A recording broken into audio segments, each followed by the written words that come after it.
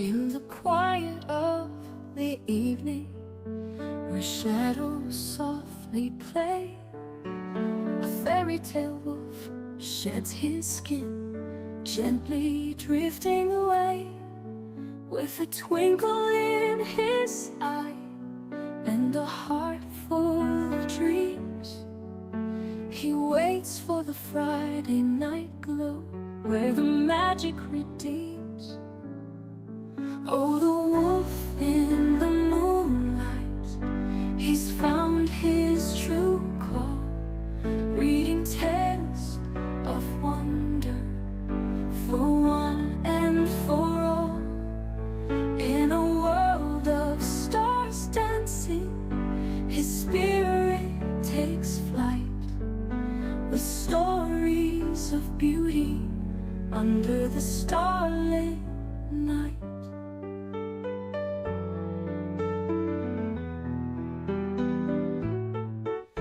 He picks up a book, the pages worn and wise,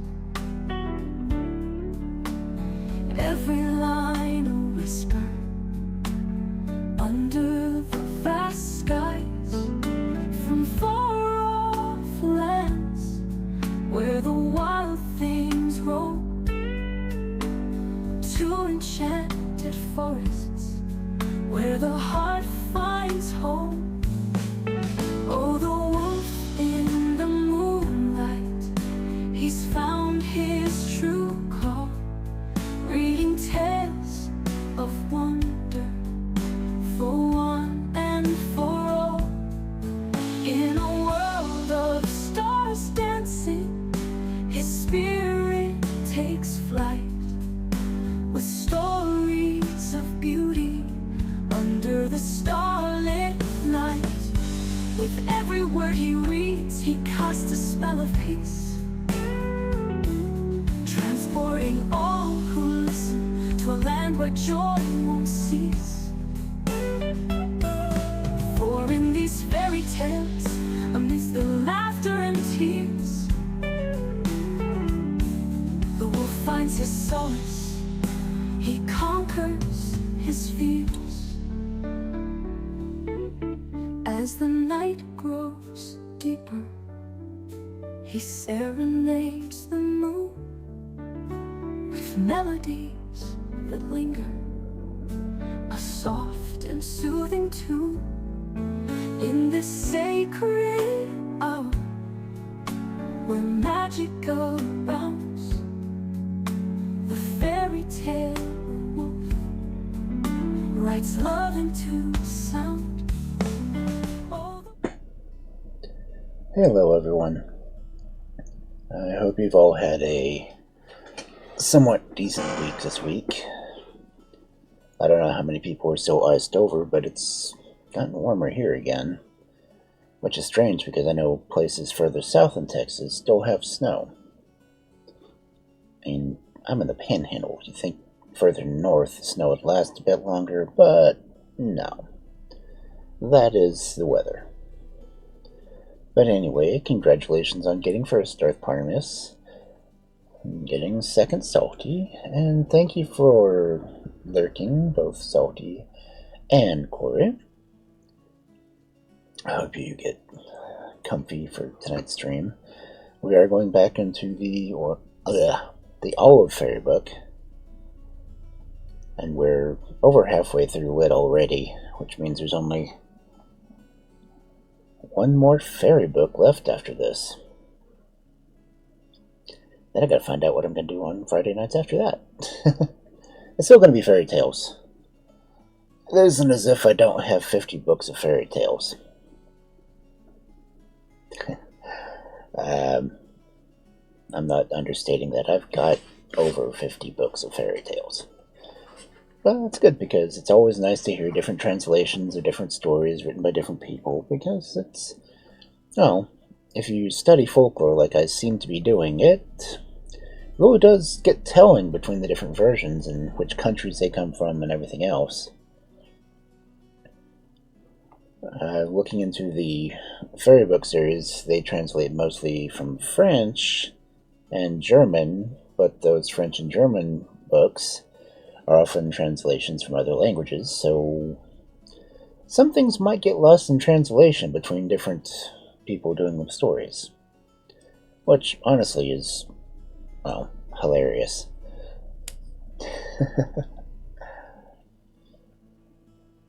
Let's see, and I really do have my ads set that they're supposed to start 1 minute after stream starts, because I've got, 1 minute timer to go ahead and do the regular normal background music in the opening. Then I have the themed music supposed to be playing during the ads. Well, Twitch doing their thing is screwing up my timing, and it's a little annoying, but it's not like they're really paying me a lot to be here. They pay for the ads. And I still have my books for sale. I think I've only sold maybe 1 copy of book 3. Which is strange, because the books are getting more interesting the further along I get in the series. But I'm doing the stories out of the very beginning of the Friday Night Fairy Tale streams. So it's been interesting editing the stories, retranslating some of them, and adding my own notes to the books.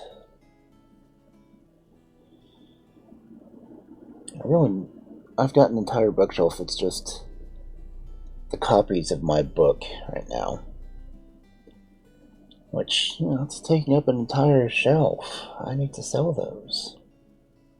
I mean, I've given friends some. I did a streamathon, or a subathon 2 years ago, and I gave... Hey, Guilty, welcome in.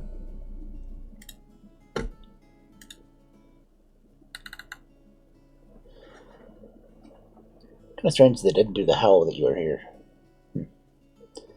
But anyway, I've got copies of the books, both hardback and paperback, if anyone wants one.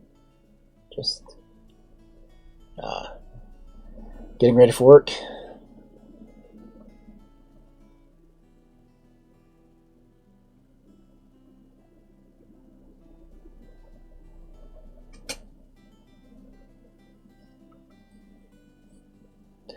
I wonder if I put that emote on a background. You're on your way to the bus. Must be nice to have access to regular means of travel without having to drive everywhere. I mean, I enjoyed it when I was in California, but in this state, unless you're in a big city, buses aren't really worth it.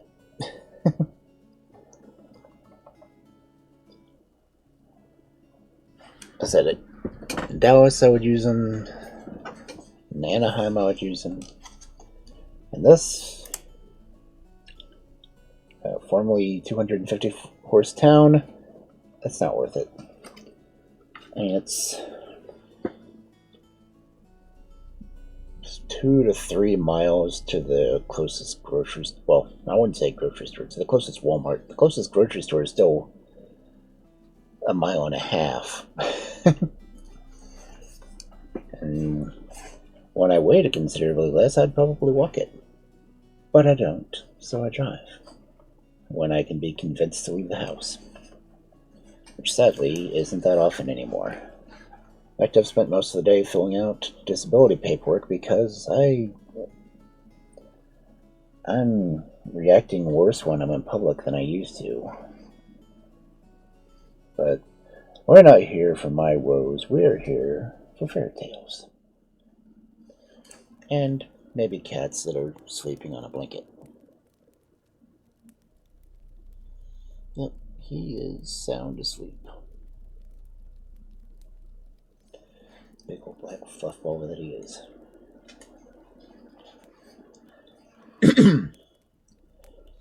Okay, this one is a Punjabi story that was collected by Major Campbell and translated to English that way. So If everyone is ready and situated and cozy, I will get into the stories.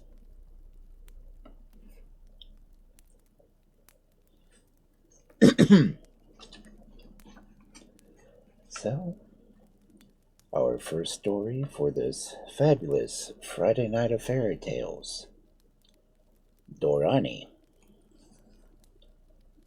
Once upon a time, there lived in the city of Hindustan. I hate the fact that he just calls everything Hindustan. Give it a real name.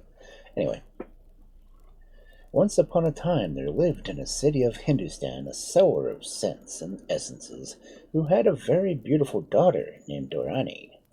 This maiden had a friend who was a fairy, and the two were high in favor with Indra, the king of fairyland, because they were able to sing so sweetly and dance so deftly that no one in the kingdom could equal them for grace and beauty.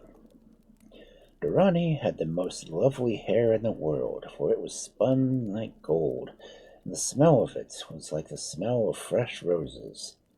But her locks were so long and thick that the weight of it was often unbearable, and one day she cut off her shining traces, and wrapping it in a large leaf, threw it into the river which ran just below her window.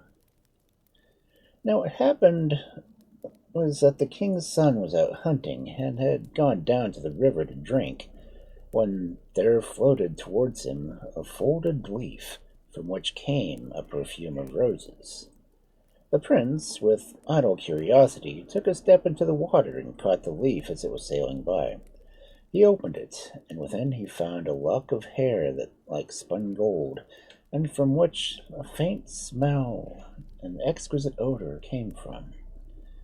When the prince reached home that day, he looked so sad and was so quiet that his father wondered if he had fallen ill, and asked him what was the matter. Then the youth took from his breast the tress of hair which he had found in the river, and holding it to the light, replied, "See, father, was ever hair like this? Unless I may win and marry the maiden that owns this lock, I must die." Now see, if he knew Eurasian witchcraft, he could track her down by the hair. Well, let's not get into that. So the king immediately sent heralds throughout all his dominions to search for the damsel with hair like spun gold, and at last he learned that she was the daughter of a scent seller. The object of the herald's mission was quickly noised abroad, and Dorani heard of it with the rest, and one day she said to her father, "If the hair is mine and the king requires me to marry his son, I must do so. But remember, you must tell him that if, after the wedding, I stay all day at the palace, every night will be spent in my old home." The old man listened to her with amazement, but answered nothing, as he knew she was wiser than he. Of course, the hair was Dorani's, and the herald soon returned and informed the king, their master, who summoned the scent seller and told him that he wished for his daughter to be given in marriage to the prince. The father bowed his head 3 times to the ground and replied, "Your Highness is our lord, and all that you bid we will do. The maiden asks this only."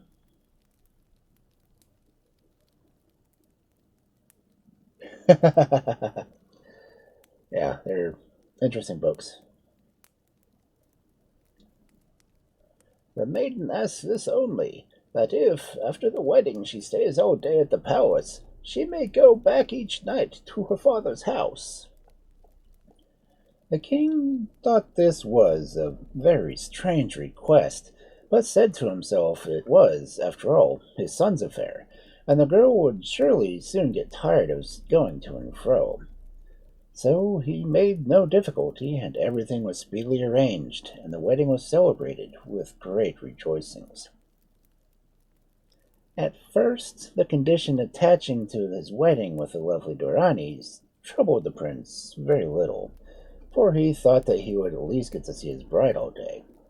But to his dismay, he found that she would do nothing but sit the whole time upon a stool with her head bowed forward upon her knees, and he could never persuade her to say a single word.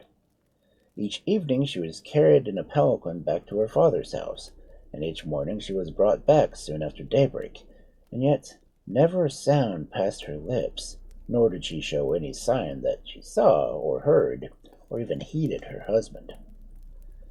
One evening the prince, very unhappy and troubled, was wandering in an old and beautiful garden near the palace. The gardener was a very aged man who had served the prince's great-grandfather, and when he saw the prince he came and bowed himself to him and said, "Child, child, why do you look so sad? Is aught the matter?" Then the prince replied, "I'm sad, old friend, because I've married a wife as lovely as the stars, but she will not speak to me, and I know none what to do. Night after night she leaves me for her father's house, and day after day she sits in mine as though turned to stone, and utters no word whatever I say or do." The old man stood thinking for a moment, and then he hobbled off to his own cottage. A little later he came back to the prince with 5 or 6 small packets, which he placed in his hands, and said, "Tomorrow, when your bride leaves the palace, sprinkle the powder from one of these packets upon your body, and while seeing clearly you will become yourself invisible. I more cannot do anything for you, but may all go well." Try that again. "More I cannot do for you, but may all go well." And the prince thanked him and put the packets carefully away in his turban. That night, when Dorani left for her father's house in her palanquin, the prince took out a packet of the magic powder and sprinkled it over himself, and then hurried after her. He soon found that, as the old man had promised, he was invisible to everyone, although he felt as usual and could see all that passed. He speedily overtook the palanquin and walked beside it to the scent seller's dwelling. There it was sat down, and when his lovely bride, closely veiled, left it and entered the house, he too entered unperceived. At the door, Dorani removed one veil. Then she entered another doorway at the end of the passage, where she removed another veil. Next she mounted the stairs, and at the door of the women's quarters she removed a third veil.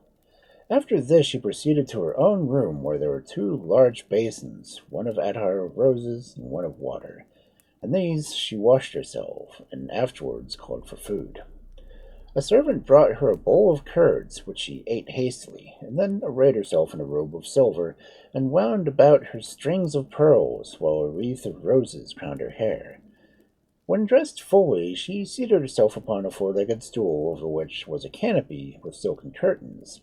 These she drew around her, and then she called out, "Fly, stool, to the palace of Raja Indra." Instantly the stool rose in the air, and the invisible prince, who had watched all these proceedings with great wonder, seized it by one leg as it flew away, and found himself being borne through the air at a rapid rate. In a short while they arrived at the house of the fairy who, as I told you before, was the favorite friend of Dorani. The fairy stood waiting on the threshold, as beautifully dressed as Dorani herself, and when the stool stopped at her door, she cried in astonishment, "Why, the stool is flying out crooked today. Is there a reason that, I wonder? I suspect you have been talking to your husband, and so it will not fly straight." But Dorani declared that she had not spoken one word to him, and she couldn't think of why the stool flew as if it was weighed down on one side. The fairy still looked doubtful, but made no answer, and took her seat beside Dorani, the prince again holding tightly to one leg. Then the stool flew on through the air until it came to the palace of Indra the Raja. All through the night the women sang and danced before the Raja Indra, whilst the magic lute played itself the most bewitching music, till the prince, who sat watching it all, was quite entranced. Just before dawn, the Raja gave the signal to cease, and again the 2 women seated themselves on the stool, and with the prince clinging to the back leg, they flew back to earth and bore Dorani and her husband safely to the scent seller's shop.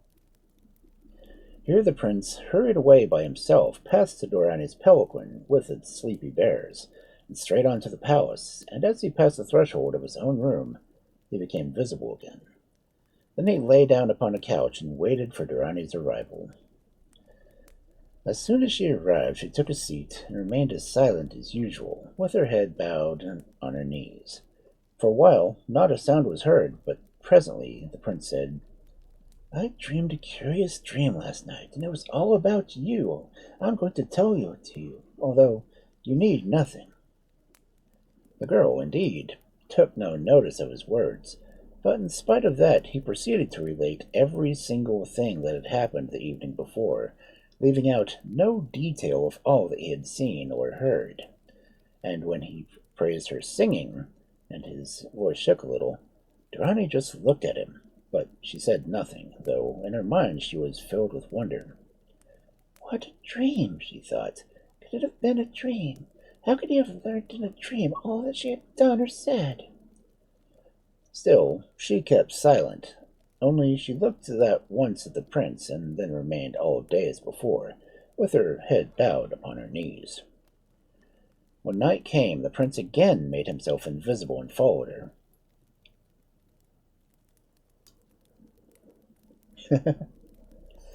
Yeah, I prefer hardbacks too.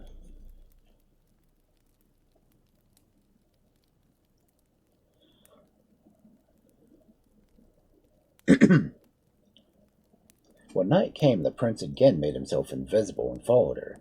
The same things happened again as it had happened before, but Dorani sang better than ever.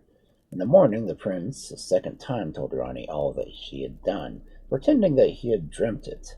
Directly he had finished, Dorani gazed at him and said, "Is it true that you dreamt this, or were you really there?" "I was there," answered the prince. "But why do you follow me?" asked the girl. "Because," replied the prince, "I love you, and to be with you is happiness." This time Dorani's eyelids quivered, but she said no more, and was silent the rest of the day. However, in the evening, just as she was stepping into her palanquin, she said to the prince, "If you love me, prove it by not following me tonight." And so the prince did as she wished, and stayed home. That evening the magic stool flew so unsteadily that they could hardly keep their seats, and at last the fairy exclaimed, "There is only one reason that it's a jerk like this. You have been talking to your husband." And Dorani replied, "Yes, I've spoken to my husband. Oh, yes, I've spoken." But no more would she say. That night Dorani sang so marvelously that at the end the Raja Indra rose up and vowed that she might ask what she and yeah, that ask what she might, she would, and he would give it to her. At first she was silent, but when he pressed her, she answered, "Give me the magic lute." The Raja, when he heard this, was displeased with himself for having made so rash a promise, because this lute he valued above all his possessions. But as he had promised, so he must perform, and with an ill grace he handed it to her. "You must never come here again," said he. "For once having asked so much, how will you in the future be content with smaller gifts?" Dorani bowed her head silently as she took the lute, and passed with the fairy out to the great gate, where the stool waited for them. More unsteady than ever, it flew back to earth. When Dorani got to the palace that morning, she asked the prince whether he had dreamt again. He laughed with happiness, for this time she had spoken to him of her own free will, and he replied, "No, but I begin to dream now, not of what has happened in the past, but what may happen in my future." That day Dorani sat very quietly, but she answered the prince when he spoke to her. And when evening fell, with it came time for her departure, and she still sat on. Then the prince came close to her and said softly, "Are you not going to your house, Dorani?" That she rose and threw herself weeping into his arms and whispered gently, "Never again, my lord, never again would I leave thee." So the prince won his beautiful bride, and though they neither of them dealt any further with the fairies and their magic, they learnt more daily the magic of love, which one may still learn, although fairy magic has fled away.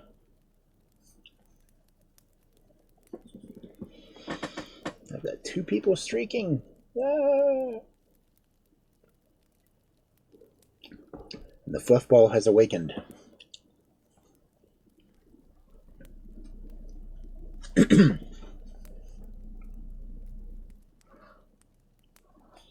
This one's from the fairy cabinet. The Satin Surgeon. Once upon a time there was a very rich and powerful king who, in spite of having been married several times, had only two daughters. The elder was extremely plain. She squinted and was hunchbacked, but at the same time she was very clever and amusing. Ruined or missing covers. Ooh. Eating the corners of book pages. You love books so much you have to eat them.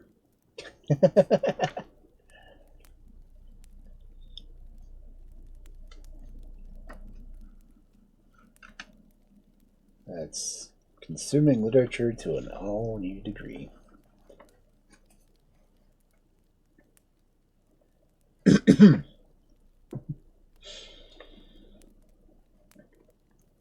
The elder was extremely plain. She squinted and was hunchbacked, but at the same time she was very clever and amusing.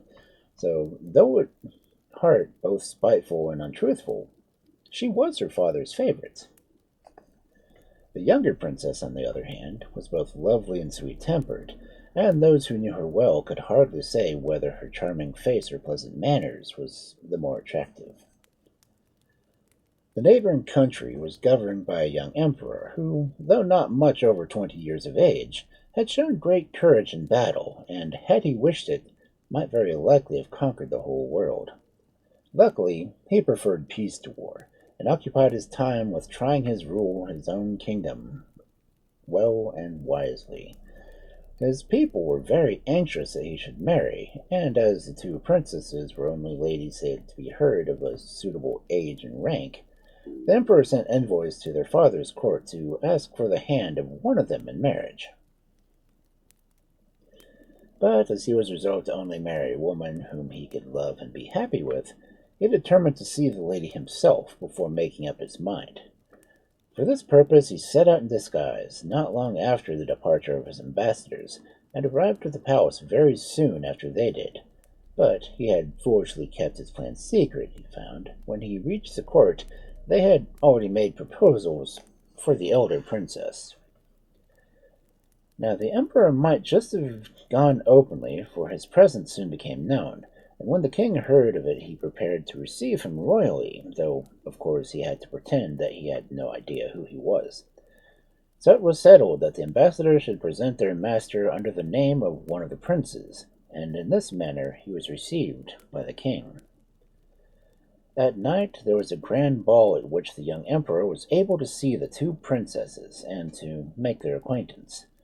The ugly face and figure and the spiteful remarks of the elder displeased him so greatly that he felt he could not marry her even if she owned 10 kingdoms, whilst the sweet face and gentle manners of the younger sister charmed him so much that he would gladly have shared his throne with her had she only been a simple shepherdess.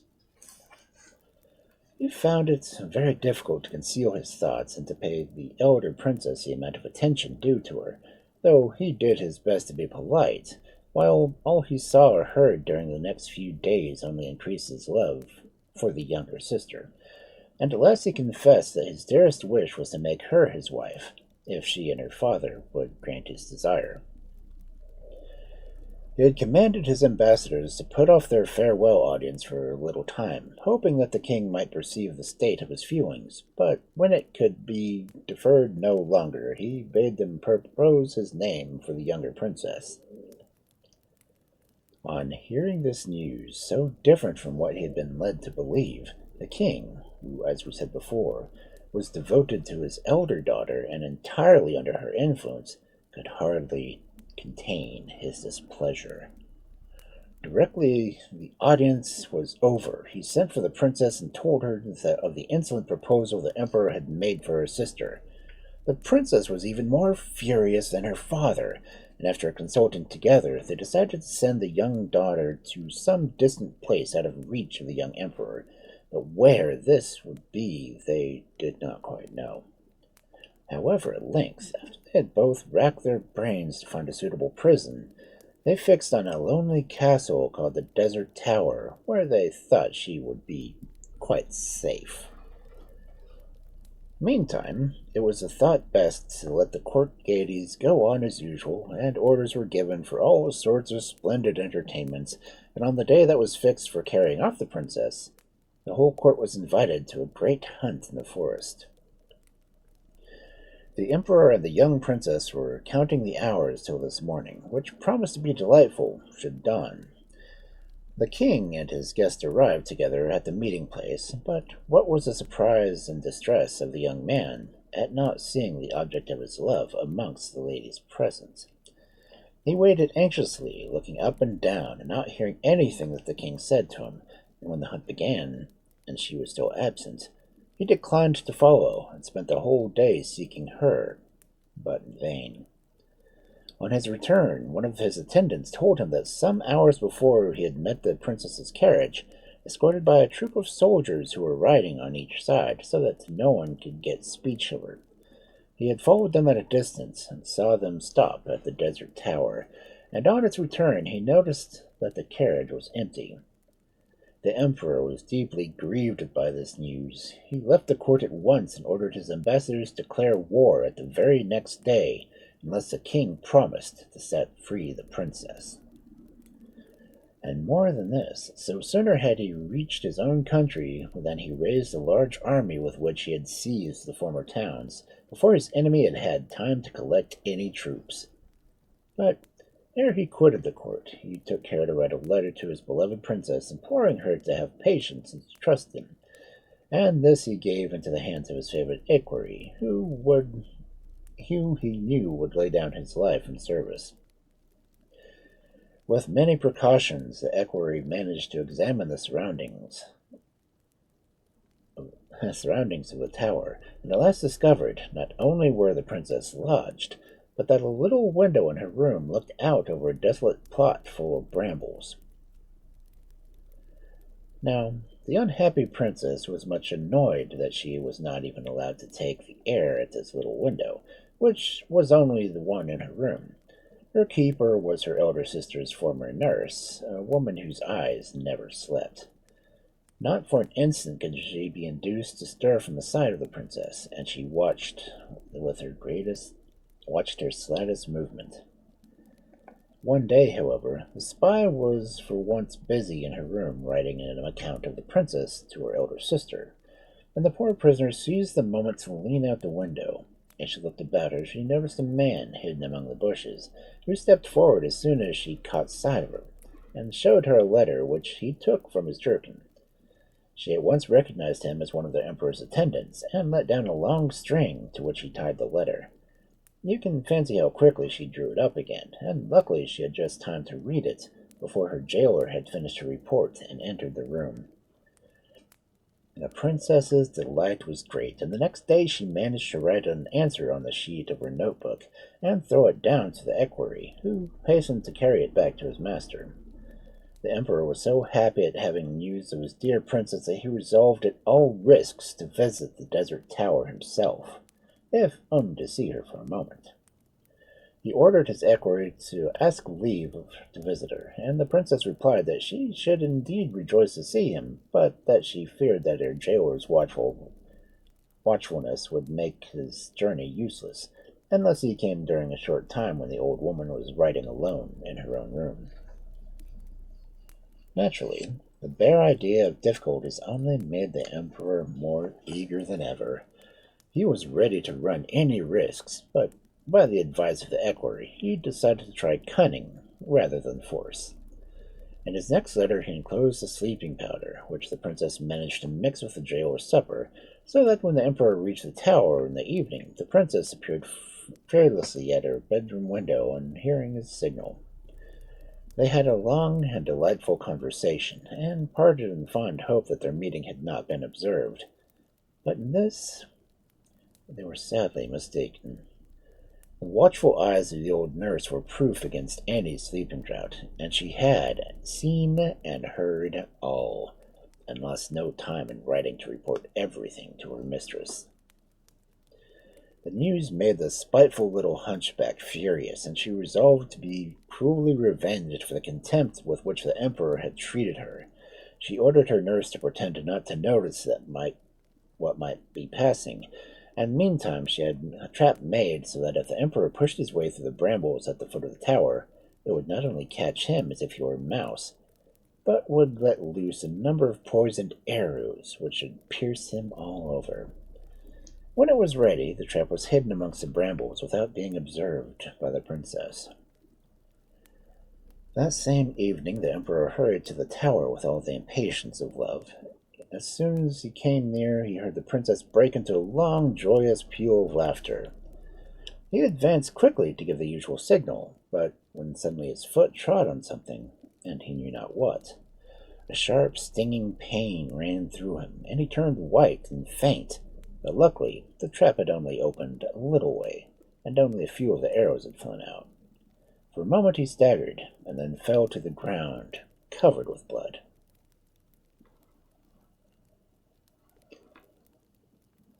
I think he's actually been on there since the beginning of stream.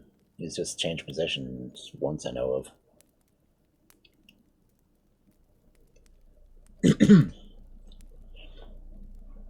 That's just a big fluffy black thing. Normally my stripey one would be on there too.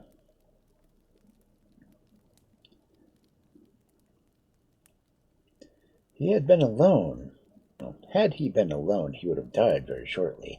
But his faithful squire was close at hand, and carried his master off to the wood where the rest of his escort were waiting for him.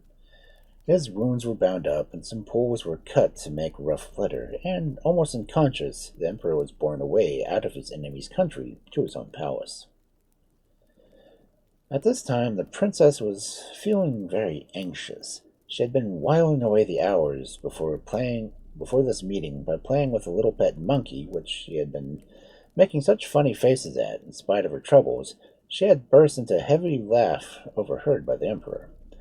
But by and by she grew restless, waiting for the signal which never came, and had she dared, would certainly have rebelled against her jailer, whom she believed to be fast asleep, ordered her to go to bed at once. A fortnight passed, which was spent with great anxiety by the poor girl, who grew thin and weak with uncertainty. At the end of this period, when the nurse went to her room one morning, as usual in order to write her daily report, she carelessly left the key in the door. This was perceived by the princess, who turned it upon her quickly and quietly, so that she never found out she was locked in till she had finished writing and got up to seek her charge. Finding herself free, the princess flew to the window, and to her horror saw the arrows lying about and the blood-stained brambles. Distracted with terror, she slipped down the stairs and out of the tower, and ran for some time along the path, when with great luck she met her husband of her own nurse, who had only just learned of her imprisonment, and was on his way to try to find out whether he could serve her. The princess begged him to go get some men's clothes while she waited for him in the wood close by. The good man was overjoyed to be of use, and started at once for the nearest town, where he soon discovered a shop where the court lackeys were accustomed to sell their masters' cast-off clothes. The princess dressed herself at once in the disguise he had bought, which was of rich material and covered with precious stones, and putting her own garments in a bag, which her servant hung over her shoulders, they both set off on their journey. This lasted longer than either of them had expected.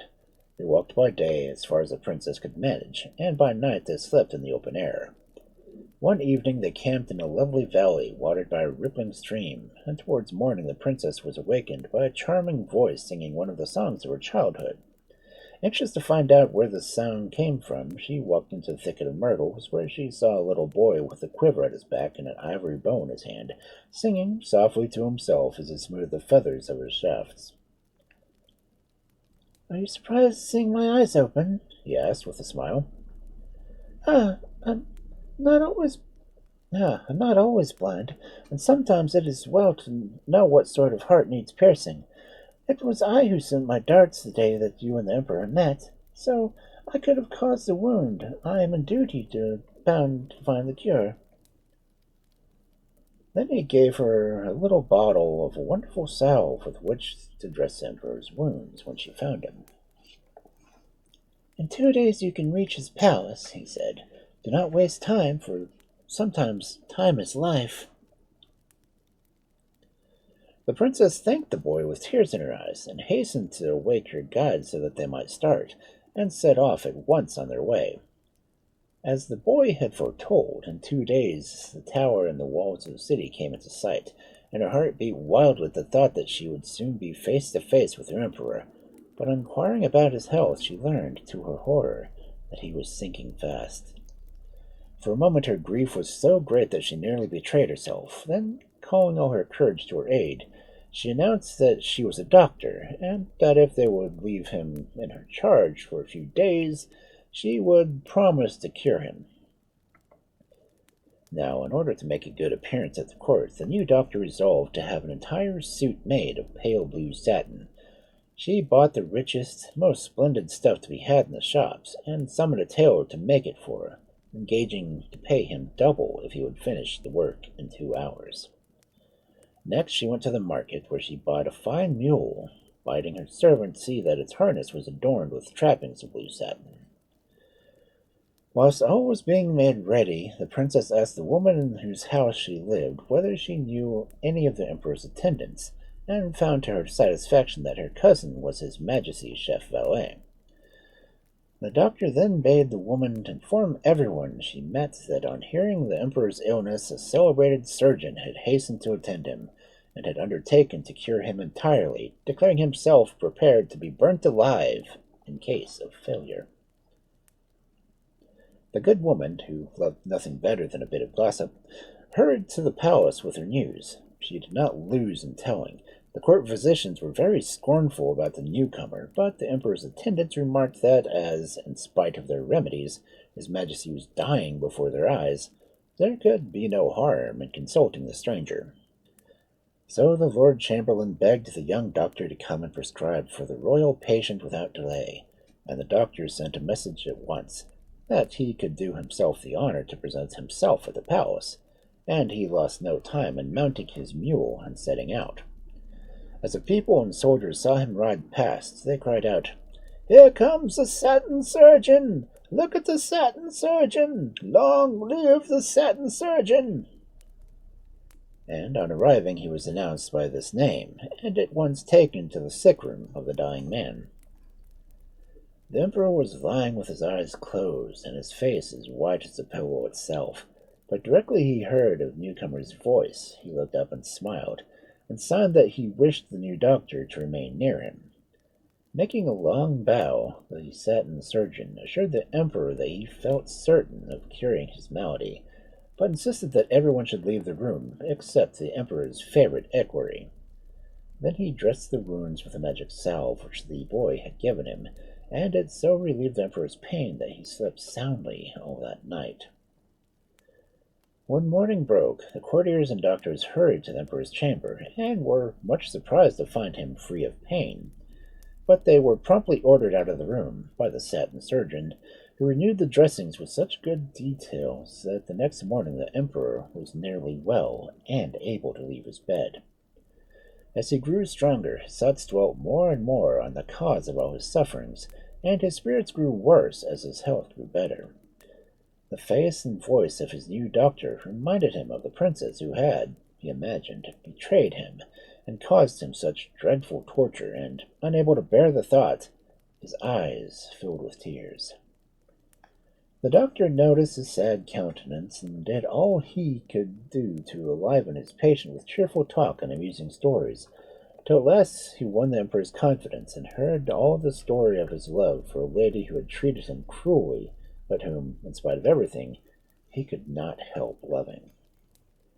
The Satin Surgeon listened with sympathy, and tried to persuade the emperor that possibly the princess was not so much to blame as might appear, But eager though the sick man was to believe this, it took him a long while to persuade him of it. At length the day came when the emperor was nearly well, and for the last time the doctor dressed the wounds with a precious salve. Then both patient and surgeon, being wearied out with something they could not explain, fell asleep, and slept for several hours. Early the next morning, the princess, having decided to resume her own clothes, which she had brought with her in a bag, dressed herself with great care, and put on all her jewels as to make herself look as lovely as possible.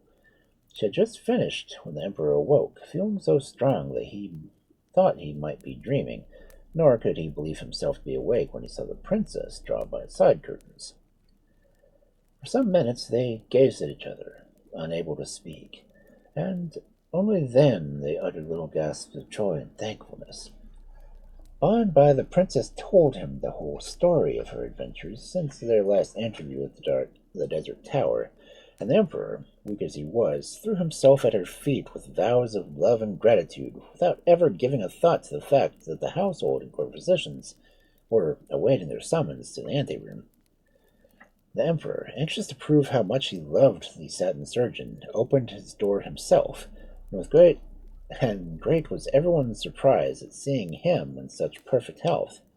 Like good courtiers, they hastened to praise and compliment the Satin Surgeon, but what was their astonishment on finding that he had disappeared, leaving in his place the loveliest princess in the whole world. Whilst thanking the surgeon for his miraculous cure, you might at the same time do homage to your princess, observed the emperor. He wished to have the marriage celebrated the same day, but the princess declared that she must wait to get her father's permission first. Messengers were therefore instantly dispatched to the neighboring capital, and they soon returned, with the king's consent, for he had lately discovered all the mischief caused by his elder daughter. The spiteful princess was so furious at the failure of her plans that she took to her bed and died in a fit of rage and jealousy. No one grieved her, and the king, being tired of the fatigues of government, gave up his crown to his younger daughter, and the two kingdoms henceforth became one.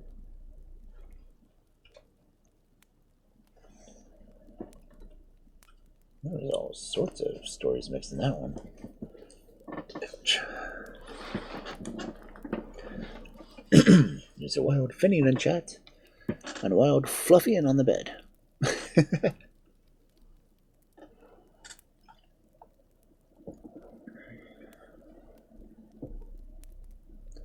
I don't know where the other two cats are.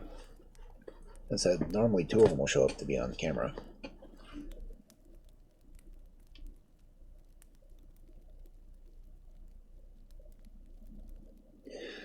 But yeah, he's a big fluffball. Let's see, do I try to do another story? I've got less than 15 minutes. How long is this next one?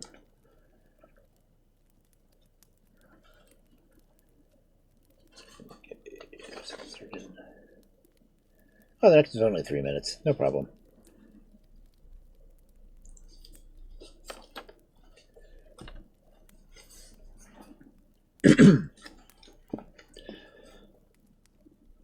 This one says it's another Punjabi story from Major Campbell. Our next story: The Billy Goat and the King. Once there lived a certain king who understood the language of all birds and beasts and insects. This knowledge had, of course, been given to him by a fairy godmother, and it was rather troublesome present, for he knew that if he were ever to reveal anything he had thus learned from them, he would turn to stone. How he managed to avoid doing so for so long before the story I can't say, but he had safely grown up to manhood and married a wife, and was happy as monarchs generally are. The king, I must tell you, was a Hindu. When a Hindu eats his food, he has a nice little place on the ground freshly plastered with mud that he sits in the middle of with very few clothes on, which is quite a different way than ours. Well, one day the king was eating his dinner in just such a nice, clean, mud-plastered spot, and his wife was sitting opposite to wait upon him and keep him company. As he ate, he dropped some grains of rice upon the ground, and a little ant who was running about seeking a living seized upon one of the grains and bore it towards the hole. Just outside the king's circle, his ant met another ant, and the king heard the second one say, "Oh, dear friend, do give me that grain of rice, and get another one for yourself. You see, my boots are so dirty that if I go upon the king's eating place, I should defile it, and I can't do that. It would be so very rude." But the owner of the grain of rice suddenly replied, "If you want rice, go and get it. No one will notice your dirty boots, and don't you suppose that I'm going to carry the rice for all our kindred?" Then the king laughed. The queen looked at herself up and down, as she could not see anything in her appearance that would make the king laugh. So she said, "What are you laughing at?" "Did I laugh?" replied the king. "Of course you did," retorted the queen. "And if you think I'm ridiculous, I wish you would say so instead of behaving in that stupid way. What are you laughing at?" "I'm not laughing at anything," answered the king. "Very well, but you did laugh, and I want to know why." "Well, I'm afraid I can't tell you," said the king. "You must tell me," replied the queen impatiently. "If you laugh when there's nothing to laugh at, you must be ill or mad. What is the matter?" The king still refused to say, and still the queen declared that she must and would know. For days the quarrel went on, and the king gave her husband no rest until at last the poor man was almost out of his wits, and thought that, as life had become for him hardly worth living while this went on, he might as well tell her the secret and take the consequences. But, he thought, if I am to become a stone, I am not going to lie if I can help it on some dusty highway and be kicked there by a man, beast, or flung at dogs, and being used as a plaything for naughty children, and becoming generally restless and miserable. I will be a stone at the bottom of a cool river, and roll gently there until I find some secure resting place where I can stay forever." So he told his wife if she would ride with him to the middle of the river, he would tell her what he laughed at. She thought he was joking, but laughingly agreed. Their horses were ordered, and they set out. On the way, they came to a fine well beneath the shade of some lofty, wide-spreading trees, and the king proposed that they should get off and rest a little while, drink some of the cool water, and then pass on. To this his wife consented, so they dismounted and sat down in the shade by the well side to rest. It happened that an old goat and his wife were browsing in the neighborhood, and as the king and queen sat there, the nanny goat came to the well's brink, and peering over saw some lovely green leaves that sprang in tender shoots from the sides of the well. "Oh!" Listen, yeah. "Oh!" cried she to her husband. "Come quickly and look. There are some leaves which will make my mouth water. Come get them for me." Then the billy goat sauntered up and looked over, and after that he eyed his wife a little crossly. "You expect me to get you those leaves, do you? I suppose you don't consider how in the world I am to reach them. Don't you think to think at all? If you did, you would know that if I tried to reach those leaves, I should fall into the well and be drowned." "Oh!" cried the nanny goat. "Why should you fall in? Do try and get them." "I'm not going to be so silly," replied the billy goat. But the nanny goat still wept and entreated. "Look here," said the husband. "There are plenty of fools in the world, but I'm not one of them. The silly king here, because he can't cure his wife from asking questions, is going to throw his life away. But I know how to cure you of your follies, and I'm going to." And with that, he butted the nanny goat so severely that the 2 minutes she was submissively feeding somewhere else, and had made up her mind that the leaves in the well were not worth having. Then the king, who understood every word, laughed once more.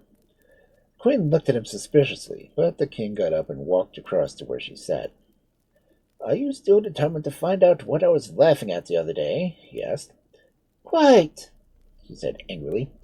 "Because," said the king, tapping his leg with his riding whip, "I have made up my mind not to tell you, and moreover I have made up my mind to stop you mentioning the subject any more." "What do you mean?" asked asked the queen nervously. Well, Replied the king. notice that if a goat is displeased with his wife, he just butts her and seems to settle the question. Do you mean that you would beat me? Cried the queen. I should be extremely sorry to have to do so, replied the king, but I've got to persuade you to go home quietly, and to ask no more silly questions when I say I cannot answer them. Of course, if you will persist, why...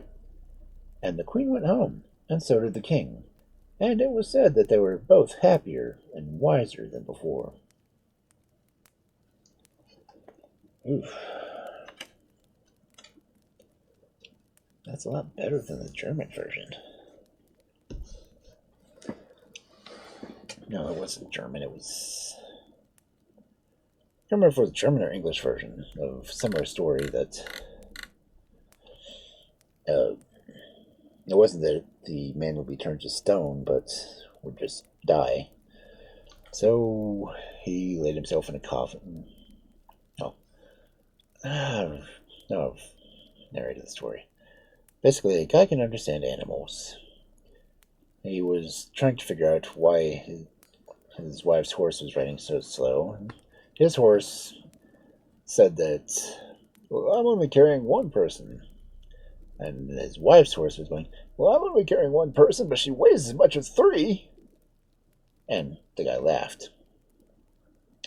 Needless to say, his wife badgered him about finding out why he laughed. When he decided to tell her, he had a coffin made and was laying in it. While he was laying there, he heard a rooster making fun of the fact that he can't control his wife. So the guy gets up and beats his wife. Fairy tales. You know how that goes. But anyway, I go ahead and go to break and get these ads out of the way. So I will see everyone in a bit. Feel free to watch the fluff ball.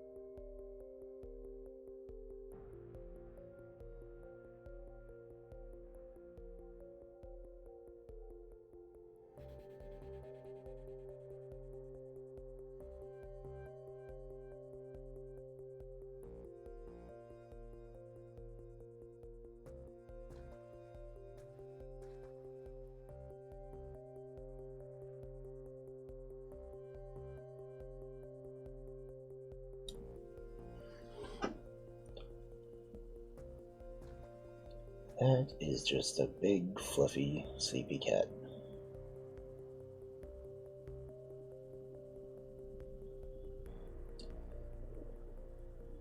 But he's also very cuddly.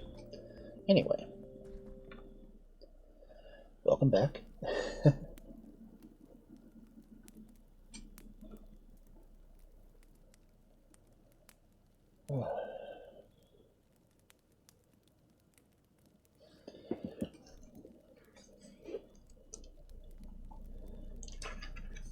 I thought to try to look up the story that I was mentioning about the man getting told by a rooster that how to handle a wife, but I don't remember the title.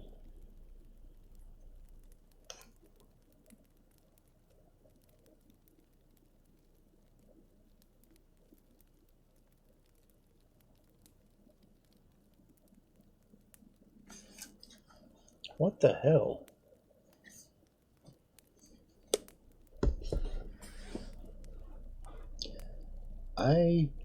Is it running another set of ads? Because I told it to run the ads when I was on the back screen.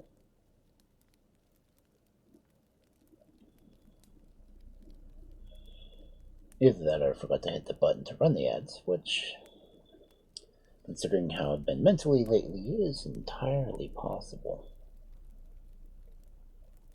Okay, what's Kello's recent post?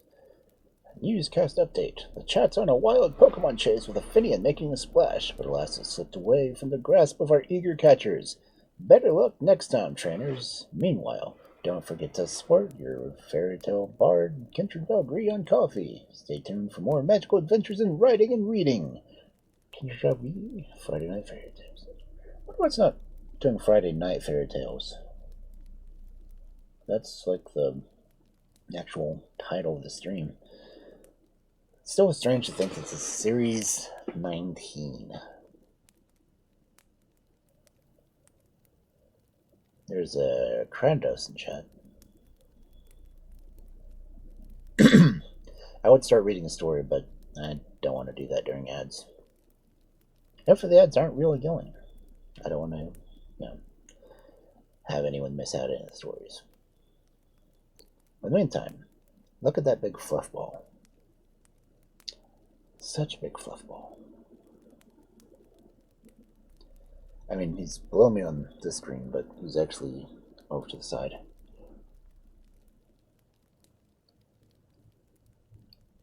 Of course, I keep thinking what I did the first time I set the camera up is I got my very old Wolf narration puppet and I talked to the camera over there, which was funny. It's one of I don't know how old the actual puppet I have is, but it's from a company that makes them for kids' puppet shows. So of course I got one. I think I paid maybe $2 or $3 for it. Found out the brand, and that particular one usually runs for like $60. So I'll keep my puppet. I'll have to figure out a time to do just a puppet stream, just for the hell of it. Okay, now the ads are supposedly over. I hope they're over. And if they are, did you enjoy your break? Because you got an extra long one. No way. Cats, yes. And I also have a wolf puppet that is meant for storytelling. And if I ever get the urge, I guess I could do puppet storytelling. I mean, I'm kind of doing that now. Except this puppet's a little bit more articulate than I can make a hand puppet. We're all just digital Muppets. That's what VTubers are.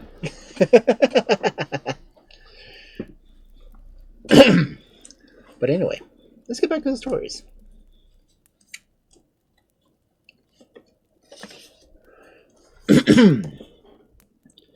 Let's see, this is from Contest Armenians from Friedrich Mackler.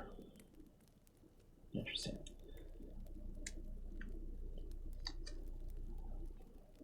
Oh, interesting. Okay.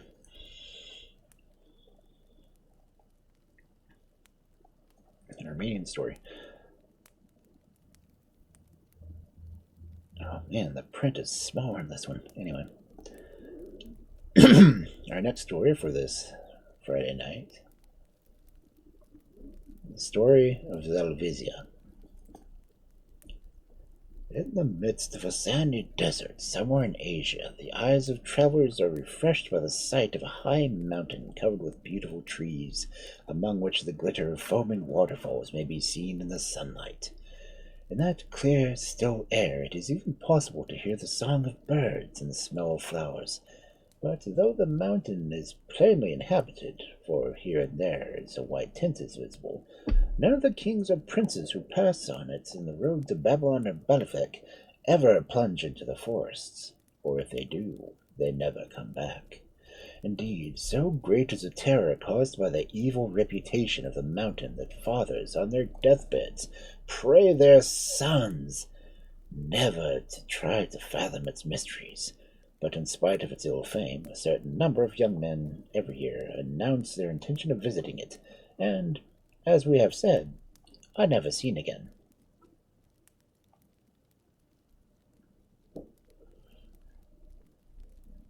Yeah. Looking at these are probably closer to 10 points. But luckily, in my books, they're considered large print, even though they're just 16 point. I made mine intentionally easy for people to read or to read to people. So, now, there was once a powerful king who ruled over a country on the other side of the desert, and when dying gave the usual counsel to his 7 sons. Hardly, however, was he dead, and the eldest, who succeeded to the throne, announced his intention of hunting in the enchanted mountain. In vain, the old men shook their heads and tried to persuade him to give up his mad scheme.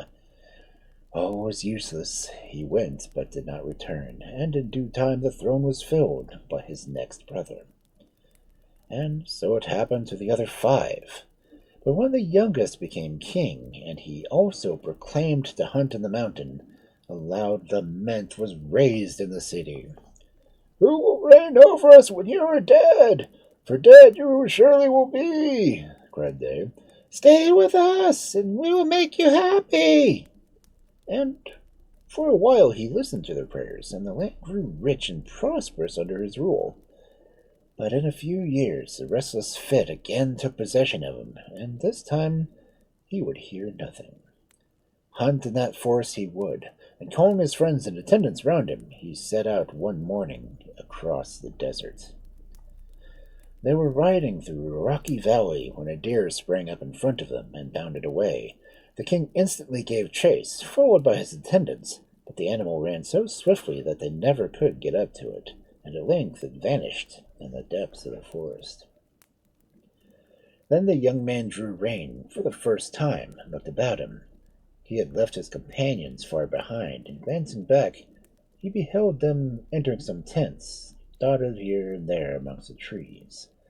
For himself, the fresh coolness of the woods was more attractive to him than any food, however delicious, and for hours he strolled about as his fancy led him.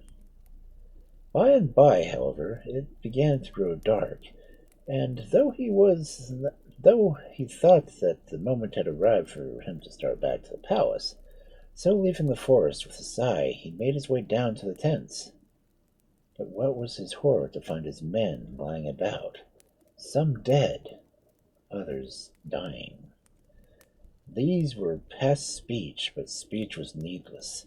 It was clear as day that the wine they had drunk contained a deadly poison. "I'm too late to help you, my poor friends," he said, gazing at them. "But at least I can avenge you. Those that have set the snare will certainly return to see its working. I will hide myself somewhere and discover who they are." Near the spot where he stood, he noticed a large walnut tree, and into this he climbed. Night soon fell, and nothing broke the stillness of the place. With the earliest glimpse of dawn, a noise of galloping hooves were heard. Pushing the branches aside, the young men beheld a youth approaching, mounted on a white horse. On reaching the tents, the cavalier dismounted and closely inspected the dead bodies that lay about them. Then, one by one, he dragged them to a ravine close by and threw them into a lake at the bottom. While he was doing this, the servants who had followed him led away the horses of the ill-fated men, and the courtiers were ordered to let loose the deer, which was used as a decoy, to see what the tables in the tents were covered as before with food and wine. Having made these arrangements, he strolled away slowly through the forest, but great was his surprise to come upon a beautiful horse hidden in the depths of the thicket. "There was a horse for every dead man," he said to himself. "And whose is this?" "Mine," answered a voice from the walnut tree close by. "Who are you to lure men into your power and poison them? But you shall do so no longer. Return to your house, wherever it may be, and we will fight before it." The cavalier remained speechless with anger at these words. Then, with a great effort, he replied, "I accept your challenge. Mount and follow me. I am Zoulvisia." And springing on his horse, he was out of sight so quickly that the king had only had time to notice that light seemed to fall from himself and his steed, and with that hair under his helmet was like liquid gold. Clearly, the cavalier was a woman, but who could she be? Was she the queen of all queens, or was she the chief of a band of robbers? She was neither, only a beautiful maiden. That's not a trap at all. Wrapped in these reflections, he remained standing beneath the walnut tree, long after horse and rider had vanished from sight. Then he awoke with a start, to remember that he must find his way to the house of his enemy, though where it was he had no notion. However, he took the path down which the rider had come, and walked along it for many hours, till he came to 3 huts side by side, in each of which lived an old fairy and her sons. The poor king was by this time so tired and hungry that he could hardly speak, but when he had drunk some milk and rested a little, he was able to reply to the questions they eagerly put to him. "I am going to seek Zoulvisia," he said. "She has slain my brothers and many of my subjects, and I mean to avenge them." They had only spoken to the inhabitants of one house, but from all 3 came an answering murmur. "Oh, what pity we did not know! Twice this day she passed our door, and we might have kept her prisoner." But though their words were brave, their hearts were not, for the mere thought of Zoulvisia made them tremble. "Forget Zoulvisia and stay with us," they all said, holding out their hands. "You shall be our big brother, and we shall be your little brothers." But the king would not.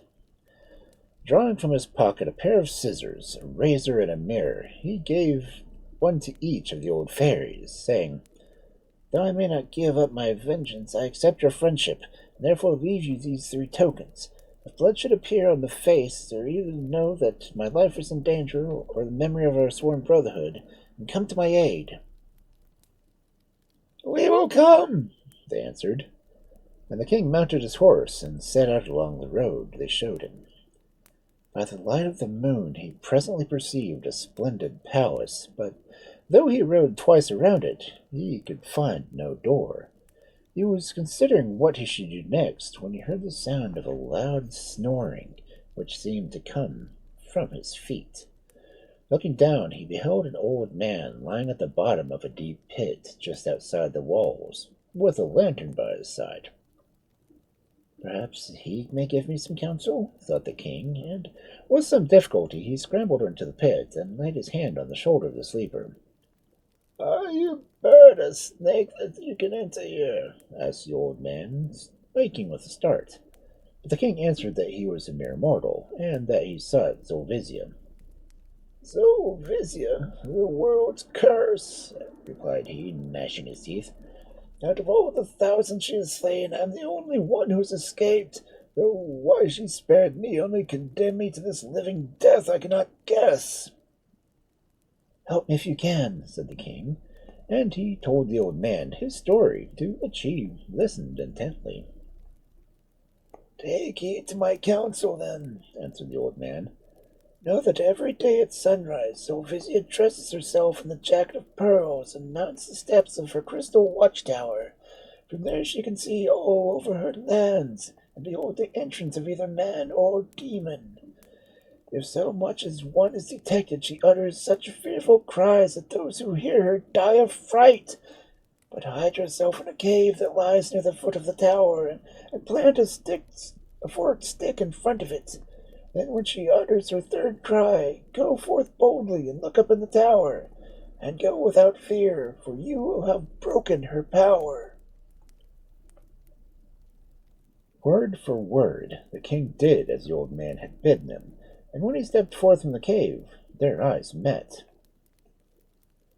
"You have conquered me," said Zoulvisia, "and are worthy to be my husband, for you are the first man who has not died at the sound of my voice." And letting down her golden hair, she drew up the king to the summit of the tower, as if with a rope. Then she led him into the hall of audience and presented him to her household. "Ask of me what you will, and I will grant it to you," whispered Zoulvisia with a smile, as they sat together on a mossy bank by the stream. And the king prayed for her to set free the old man to whom he owed his life, and to send him back to his own country. "I have finished with my hunting and with writing about my lands," said Zoulvisia, the day that they were married. "The care of providing for us all belonged henceforth to you." And turning to her attendants, she bade them to bring the horse of fire before her. "This is your master, O steed of flame," cried she, "and you will serve him as you have served me." And kissing him between his eyes, she placed the bridle in the hand of her husband. The horse looked for a moment at the young man, and then bent his head, while the king patted his neck and smoothed his tail. They felt themselves old friends. After this he mounted to do Zoulvia's bidding, but before he started she gave him a case of pearls containing one of her hairs, which he tucked into the breast of his coat.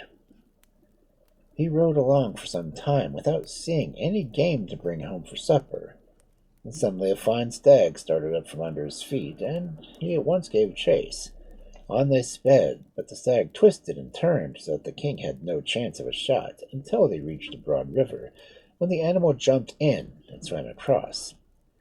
The king fitted a crossbow with a bolt and took aim, but though he succeeded in wounding the stag, it contrived to gain the opposite bank, and in his excitement he never observed that the case of pearls had fallen into the water. The stream, though deep, was likewise rapid, and the box swirled along miles and miles and miles till they washed up in another country. Here it was picked up by one of the water carriers belonging to the palace, who showed it to the king. The workmanship on the case was so curious, and the pearls so rare, that the king could not make up his mind to part with it, but he gave the man a good price and sent him away. Then, summoning his chamberlain, he bade him find out its history in 3 days, or lose his head. But the answer to the riddle, which puzzled all the magicians and wise men, was given by an old woman who came up to the palace and told the chamberlain that, for 2 handfuls of gold, she would reveal the mystery. Of course, the chamberlain gladly gave her what she asked, and in return she informed him that the case and the hair belonged to Zoulvisia. "Bring her hither, old crone, and you shall have enough gold to stand in," said the chamberlain. And the old woman answered that she would try to see what she could do. She went back to her hut in the middle of the forest, and standing in the doorway, whistled softly. Soon the dead leaves on the ground began to move and to rustle, and from underneath them came a long train of serpents.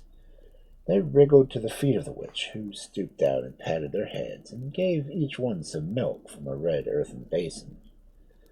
When they had all finished, she whistled again, and bade 2 or 3 coil themselves around her arms and neck, while she tucked one into a cane and another into a whip. Then she took a stick, and on the river bank changed it to a raft, and, seating herself comfortably, she pushed off into the center of the stream. All that day she floated, and all the next night, and towards sunset the following evening she found herself close to Zoulvisia's garden, just at the moment that the king, on the horse of flame, was returning from hunting. "Who are you?" he asked in surprise. The old woman traveling on rafts are not common in that country. "Who are you, and why have you come here?" "I am a poor pilgrim, my son," answered she, "and having missed the caravan, I have wandered foodless for many days through the deserts, till at length I reached the river. There I found this tiny raft, and to it I committed myself, not knowing if I should live or die. But since you have found me, give me, I pray you, bread to eat, and let me lie this night by the dog who guards your door." This piteous tale touched the heart of the young man, and he promised that he would bring her food, and that she would pass the night in his palace. "Not behind me, my good woman," cried he, "for you have walked far, and it is still a long way to the palace." And as he spoke, he bent down to help her, but the horse swerved on one side. And so it happened twice and thrice, and the old witch guessed the reason, though the king did not. "I fear to fall off," she said, "but as your kind heart pities my sorrows, ride slowly, and lame as I am, I think I can manage to keep up." At the door he bade the witch to rest herself, and he would fetch her all she needed. But Zoulvisia, his wife, grew pale when she heard whom he had brought, besought him to feed the old woman and send her away, and that she would cause mischief to befall him. The king laughed at her fears, and answered lightly, "Why, one would think she was a witch to hear you talk, and even if she were, what harm could she do to us?" And calling the maidens, he bade them carry her food, and let her sleep in their chamber. Now, the old woman was very cunning, and kept the maidens awake half the night with all kinds of strange stories. Indeed, the next morning they were all dressing in the mistress, and one of them suddenly broke into a laugh, in which the others soon joined her. "What is the matter with you?" asked Zoulvisia, and the maid answered that she was thinking of a droll adventure told to them by the evening before by the newcomer. "Oh, madam," cried the girl, "it may be that she is a witch, as they say, but I am sure she never would work a spell to harm a fly, and as for her tales, they would pass many a dull hour for you when my lord is absent." So, in an evil hour, Zothra consented that the crone should be brought to her, and from that moment the two were hardly ever apart. One day the witch began to talk about the young king, and declared that in all the lands she had visited she had seen none like him. "You're so clever of him to guess your secret and to win your heart," said she. "And of course, have you told his in return?" "No, I don't think he has any," returned Zoulvisia. "Not got any secrets?" cried the old woman scornfully. "That is nonsense. Every man has a secret, which he always tells to the woman he loves, and if he has not told it to you, it is that he does not love you." These words troubled Zoulvisia mightily, though she would not confess it to the witch.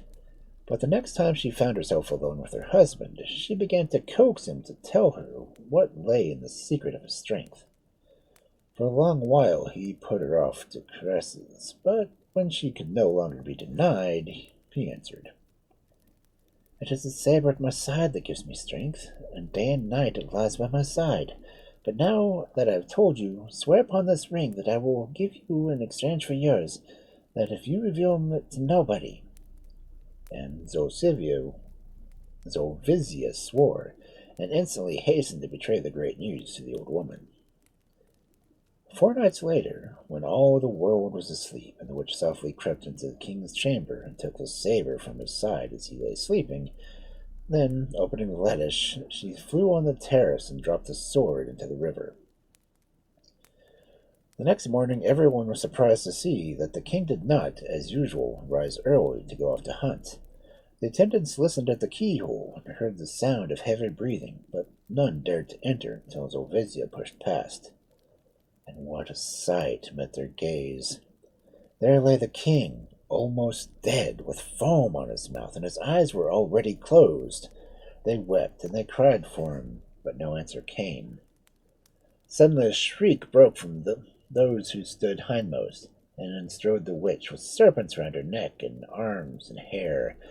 At a sign from her, they flung themselves with a hiss upon the maidens, whose flesh was pierced with their poisonous fangs, then turned to Zoulvisia and said, "I give you your choice. Will you come with me, or shall the serpents slay you also?"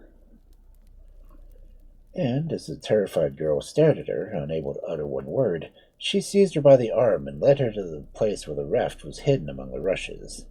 When they were both on board, she took the oars, and they floated down the stream till they reached the neighboring country, where Zoulvisia was sold for a sack of gold to the king. Now, since the young man had entered the three huts on his way through the forest, not a morning passed without the sons of the three fairies examining the scissors, the razor, and the mirror, which the young king had left them.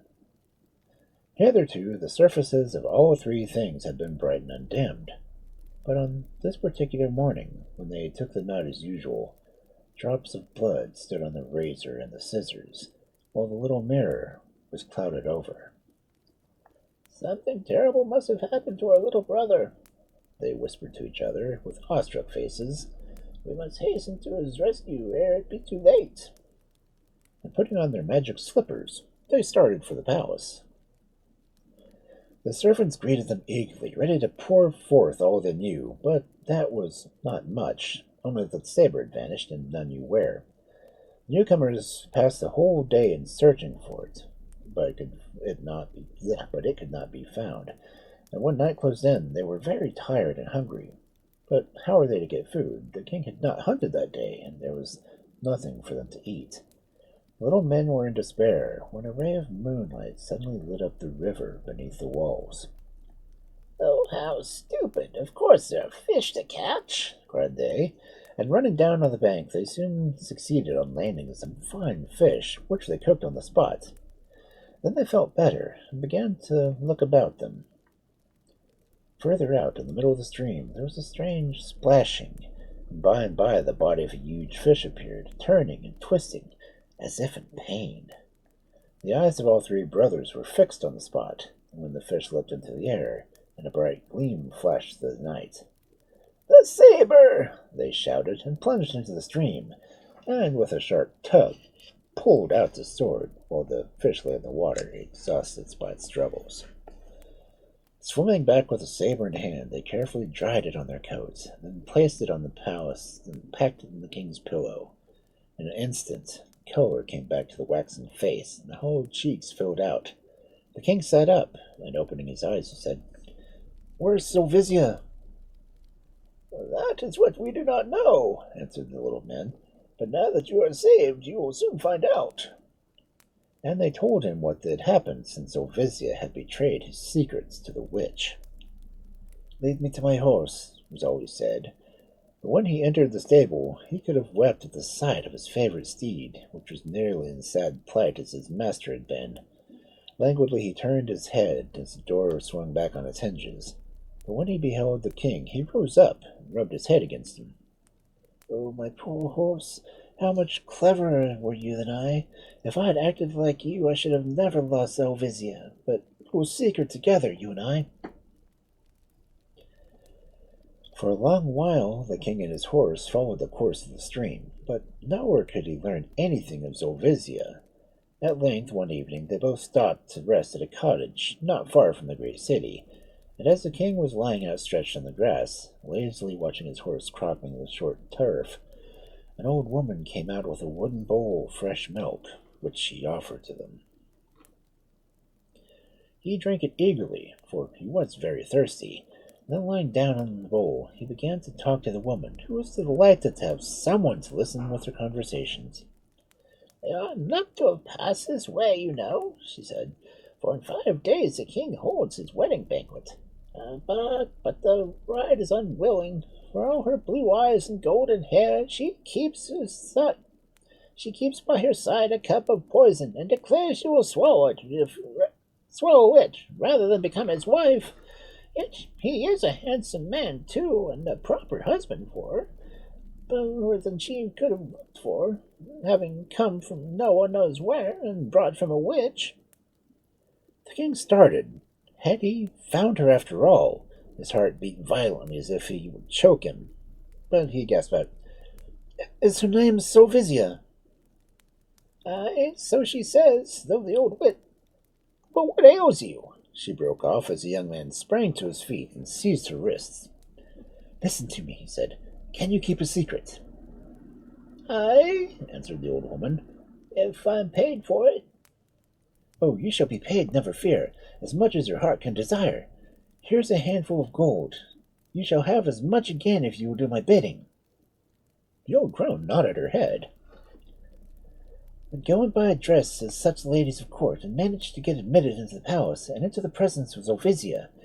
When there, show her this ring, and after that she will tell you what to do."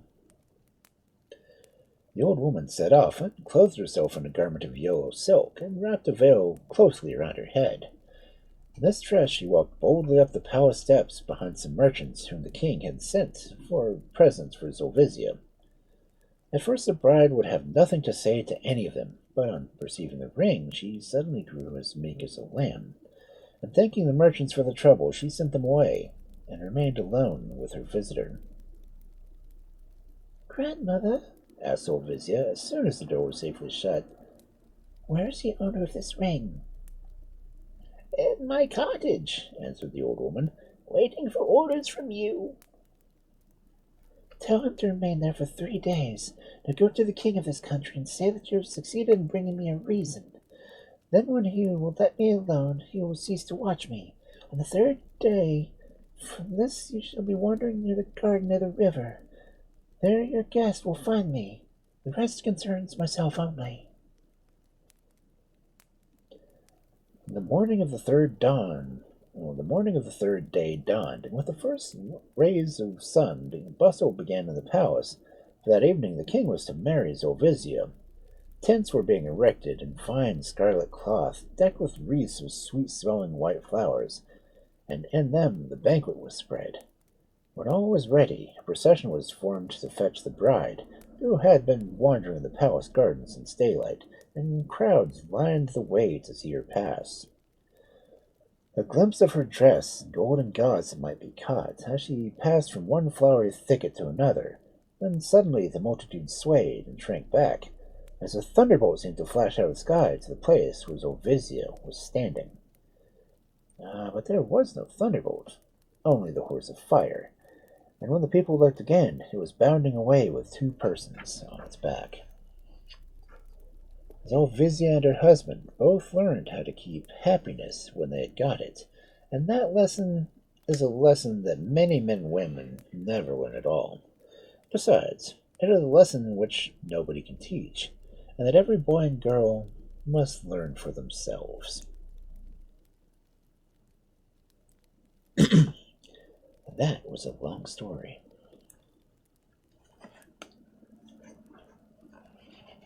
I'll be able to get at least one more tonight.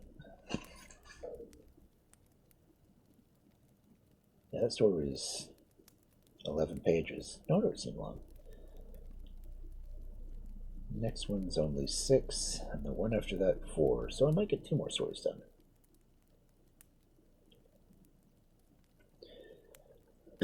See how it goes. So our next story for tonight, Grasp all, lose all. Once in former times there lived in a certain city in India a poor oil seller named Denna, who never could keep any money in his pockets, and when the story begins he had borrowed from a banker of the name of Lena a sum of 100 rupees, which, with the interest Lena always charged, amounted to a debt of 300 rupees. Now, Dana was doing very bad business and had no money with which to pay his debts. So Lena was very angry and used to come around to Dena's house every evening to abuse him until the poor man was nearly worried out of his life.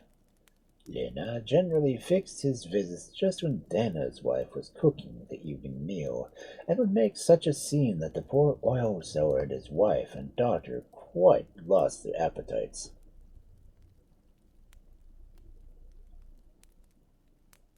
Trying to get a car into a statue. Okay.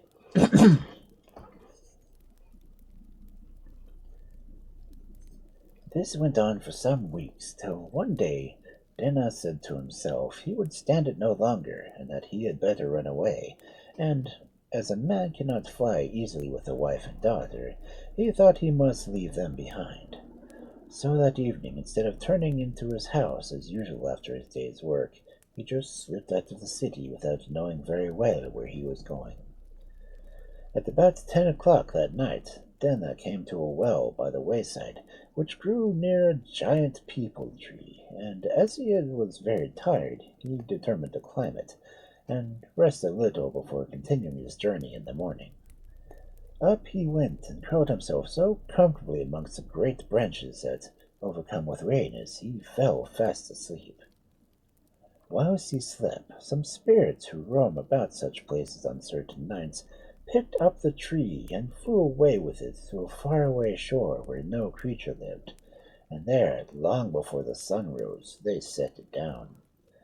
Just then the oil seller awoke, but instead of finding himself in the midst of a forest, he was amazed to behold nothing but waste shore and wide sea, and was dumb with horror and astonishment. Whilst he sat up, trying to collect his senses, he began to catch sight here and there of twinkling, flashing lights like little fires that moved and sparkled about, and wondered what they were. Presently he saw one so close to him that he reached out his hand and grasped it, and found that it was a sparkling red stone, scarcely smaller than a walnut. He opened a corner of his loincloth and tried the stone in it, and by he got another, and then a third and a fourth, all of which he tied carefully in his cloth. At last, just as day was breaking, the tree rose, and rapidly through the air was once deposited once more by the well where it had stood the previous evening.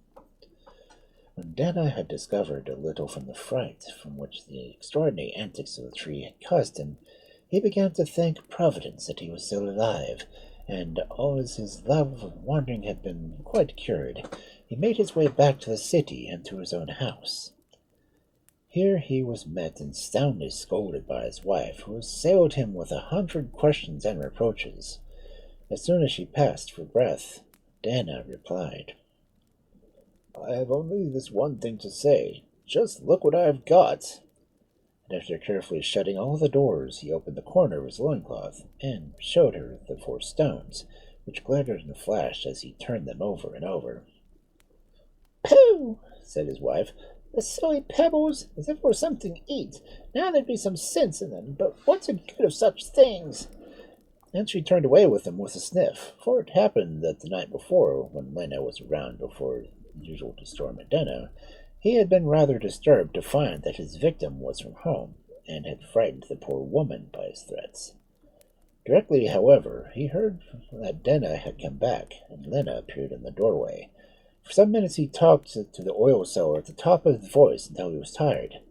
Then Dana said, "If your honor would deign to walk into my humble dwelling, I would speak."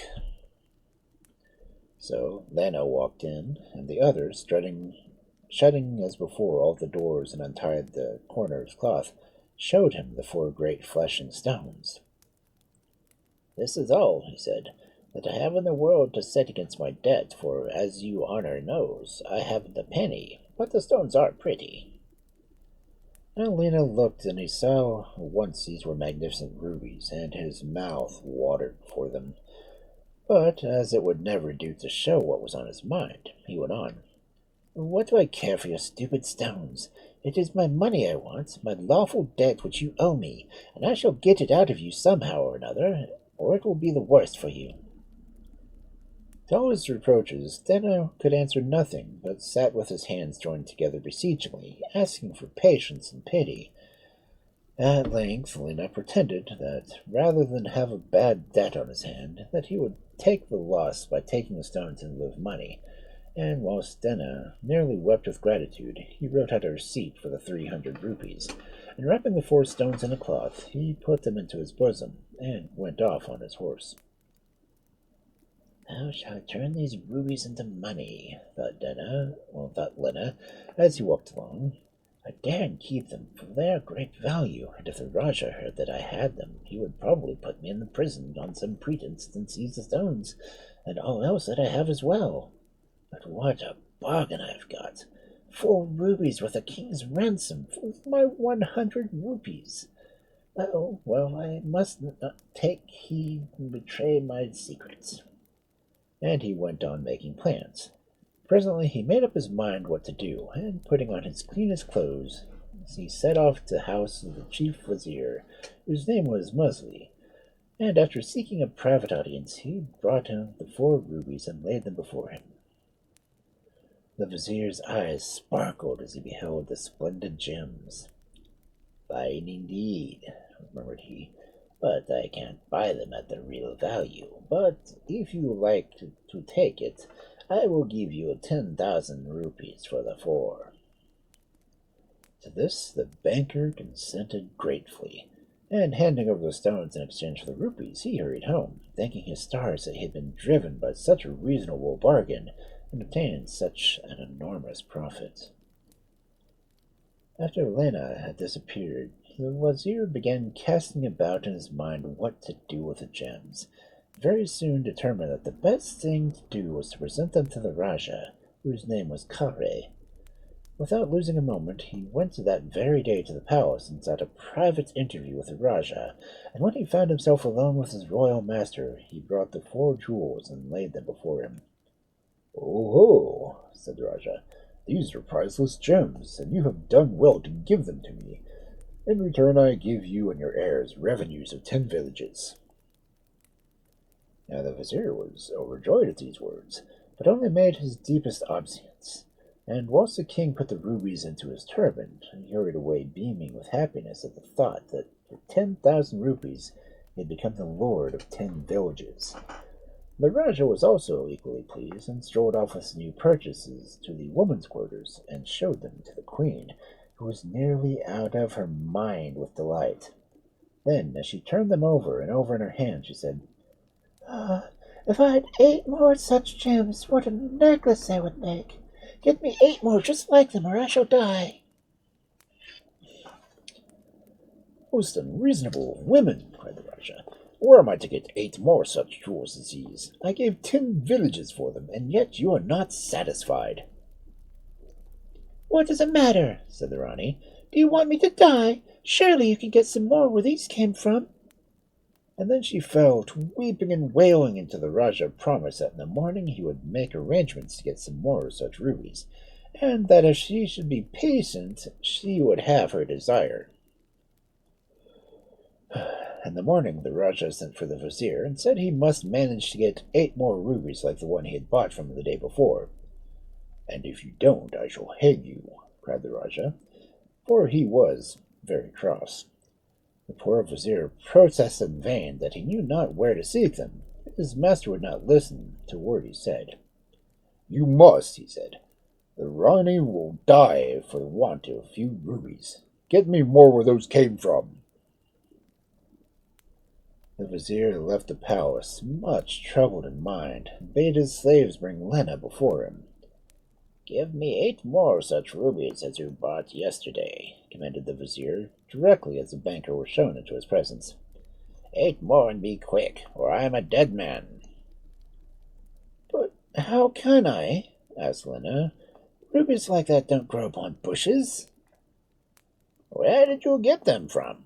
asked the vizier. "From Dana, the oil seller," said the banker. "Well, send for him and ask him where he got them," answered the vizier. "I am not going to hang for 20 denas." And more slaves were sent to summon Dana. When Dena arrived, he was closely questioned, and then all three stared to see the Raja, and to him, Dena told the whole story. "What night was it that you slept in the peepul tree?" demanded Raja. "I can't remember," said Dena, "but my wife will know." Then Dena's wife was sent for, and she explained that it was on the last Sunday of the new moon.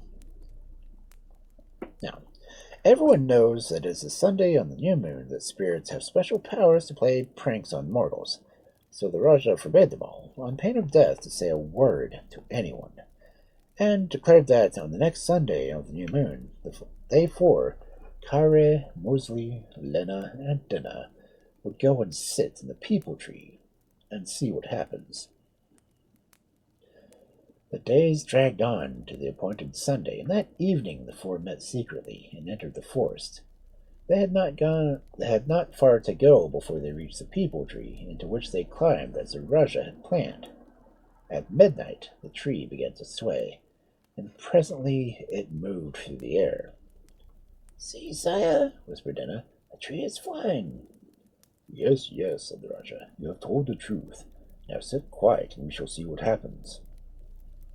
Away and away flew the tree, with the four men clinging tightly to its branches, till at last it was set down by the waste seashore, where the great wide sea came tumbling on the desert beach. Presently, as before, they began to see little points of light that glistened like fires all around them. Then Dena thought to himself, "Think, last time I only took 4 that came close to me, and I got rid of all my debt in return. This time I will take as many as I can get and be rich." "If I got 10,000 rupees for 4 stones," thought Lena, "I will gather 40 now for myself and become so wealthy that they will probably make me a wazir at least." "For 4 stones I received 10 villages," Mosley was silently thinking. "Now I will get stones enough to purchase a kingdom and become a Raja and employ viziers of my own." And Kare thought, "What is the good of only getting 8 stones? Why, they're enough to make 20 necklaces, and wealth means power." Full of avarice and desire, each scrambled down from the tree and spread his cloth, and darted here and there, picking up the precious stones, while looking over his shoulder to see whether his neighbor fared better than he did. So engrossed were they in the business of gathering wealth that the dawn came upon them unaware, and suddenly the tree rose up again and flew away, leaving them upon the seashore, staring after each other, each with his cloth heavy with priceless jewels. Morning broke in the city, and great was the consternation of the palace when the chamberlains declared that the Raja had gone out the evening before, and had not returned. "Ah," said one, "it is all right. Mosley Vizier will know where he is, for it was he who the king was companion of." Then they went to the vizier's house, and there they learned that the vizier had left the evening before, and had not returned. "But," said a servant, "Lena the banker will know where he is, for it was him that Mosley went." Then they visited the house of Lena, and there they learned that the banker had gone out the evening before, and that he, too, had not returned. But the porter told them that he was accompanied by Dena, the oil seller, so he would know where they were. So they departed for Dena's house, and Dena's wife met them with a torrent of reproaches and wailings, for Dena had gone off the evening before to Lena's house and had not returned. In vain they waited and searched. Never did any of the hapless 4 return to their homes. The confused tale which was told by Dena's wife was the only clue to their fate. To this day, in that country, when a greedy man has overreached himself and lost all in grasping for too much, folks say, all has he lost, neither Dena nor Lena nor Mosley nor Kade remain." And not 5 in 100 know how the proverb began, nor what it really signifies.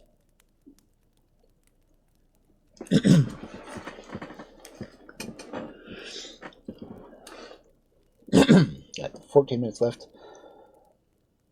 I should be able to get this next one done. So, our last story for this fabulous Friday night of fairy tales. The Fate of the Turtle. In a very hot country, far away to the east, was a beautiful lake where two wild ducks made their home and passed their days swimming and playing in its clear waters. They had it all to themselves, except for a turtle, who was many years older than they were, and had come there before them. And luckily, instead of taking a dislike to the turtle, as so often happens when you only have one person to speak to, they became friends, and spent most of the days in each other's company. All went on smoothly and happily till one summer, when the rains failed and the sun shone so fiercely that every morning there was a little less water in the lake and a little more mud on the bank. The water lilies around the edge began to droop, and the palms were hanging their heads, and the ducks' favorite swimming place, where they would dive the deepest, grew shallower and shallower. At length there came the morning when the ducks looked at each other uneasily, and before nightfall they had whispered that if the end of 2 days' rain had not come, they must fly away and seek a new home, for if they stayed in their old one, which they loved so much, they would certainly die of thirst. Earnestly they watched the sky for many hours before they tucked their heads under their wings and fell asleep from sheer weariness. Not the tiniest cloud was to be seen covering the stars that shone so big and brilliant, and hung so low in the heavens that you felt as if you could touch them. So when the morning broke, they made up their minds that they must go and tell the turtle of their plans, and bid him farewell. They found him comfortably curled up on a pile of dead rushes, more than half asleep, for he was old, and could not venture out of the heat as he once used to.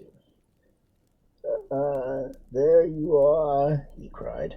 I began to wonder if you were ever going to see you again, for somehow, though the lake has grown smaller, I seem to have grown weaker, and it is lonely spending all day and night by oneself.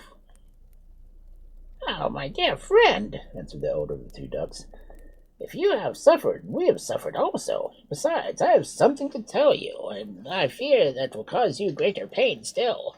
If we do not wish to die with thirst, we must leave this place at once, and seek another where the sun's rays do not come. My heart bleeds to say this, for there's nothing else in the world which would have induced us to separate from you." The turtle was so astonished as well as so distressed at the duck's speech that for a moment he could find no words to reply. But when he had forced back his tears, he said in a shaky voice, How can you think that I am able to live without you, when for so long you have been my only friends?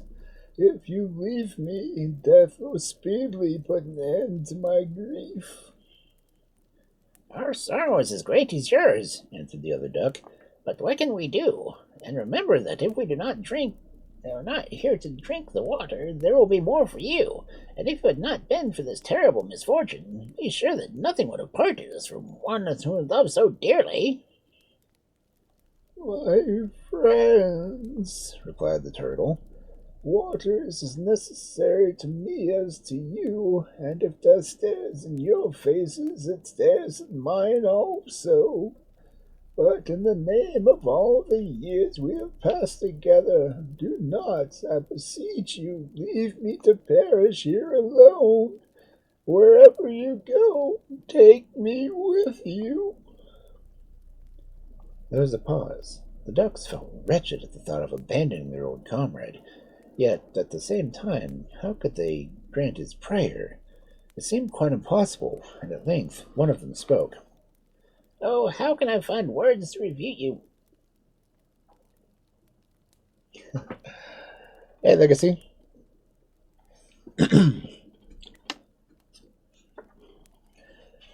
How was your stream?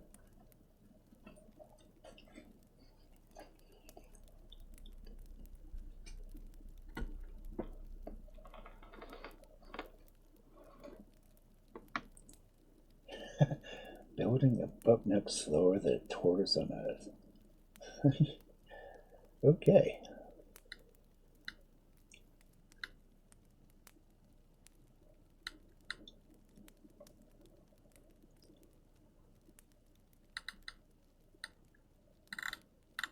So, how was your stream?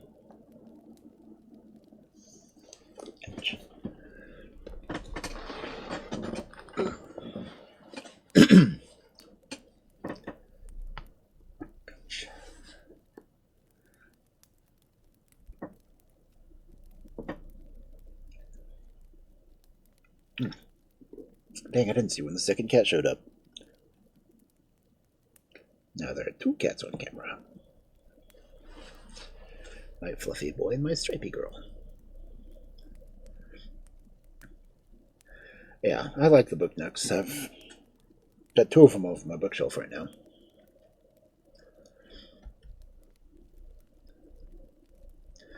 Oh, I still have the announcements on Wild West. Okay. But yeah, I think I'm on my last story for the night because, well, it's almost time. Which is... What's the story called? That's your first? Cool. Which one did you get?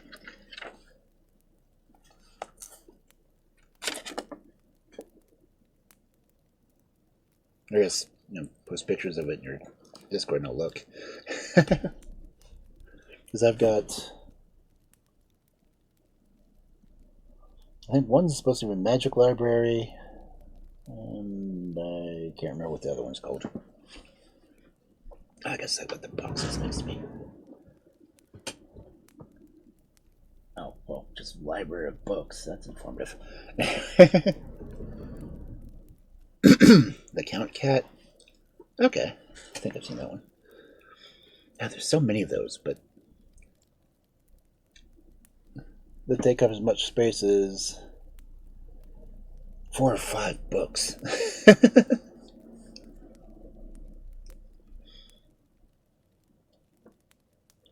Yeah, I guess I should introduce myself. If anyone doesn't know me, I'm Kentron. I'm a Wolf Storyteller. If you look up Kentron Valkyrie or Wolf Storyteller, you will probably find me. But yeah, normally I read fairy tales on Friday nights. I was reading a biography, a Western biography, on Thursdays right now. That's actually a relative of mine. Like, second cousin or so. Well, third cousin for me. Yeah. Ah, you've packed books? I need more shelves. I've got my 3 tall ones, 2 half ones. I've got a half one in my closet and another tall one in another room.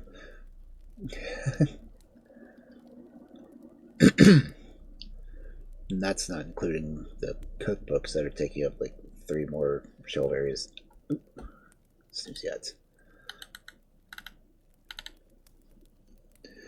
Yeah, moving with books is a pain.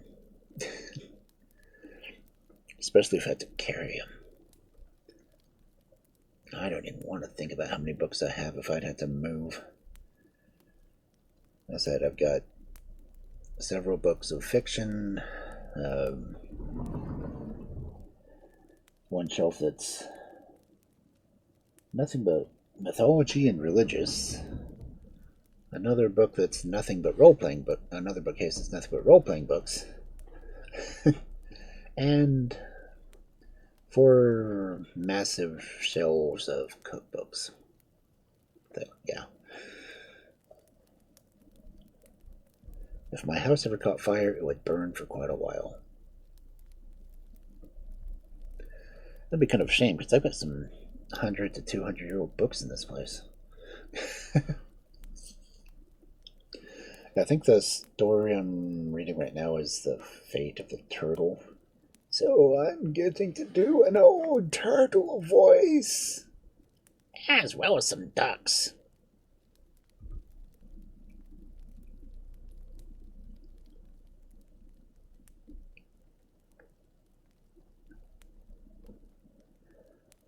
Let's see, I've got